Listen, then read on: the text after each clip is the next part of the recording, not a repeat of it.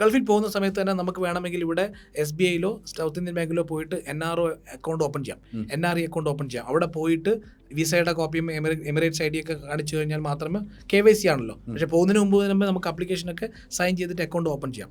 ഈ account open ചെയ്ത് കഴിഞ്ഞാൽ അസ്യൂം നമ്മൾ ഗൾഫിൽ പോയി, നമ്മളിപ്പം ഗൾഫിൽ പോയി കഴിഞ്ഞാൽ നമുക്ക് അടുത്ത മാസം തന്നെ ശമ്പളം കിട്ടി.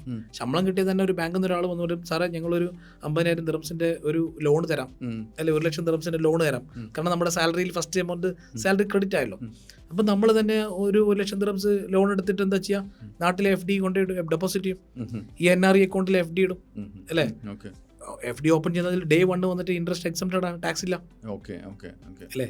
ഈ വ്യക്തി പോയിരിക്കുന്നത് 152 ദിവസത്തിലുണ്ടല്ലോ, 6 മാസം 10 മാസം കഴിഞ്ഞിട്ടായിരിക്കും നാട്ടിൽ പോയിട്ടുണ്ട്, ഗൾഫിൽ പോയിട്ടുണ്ടാവും അല്ലേ.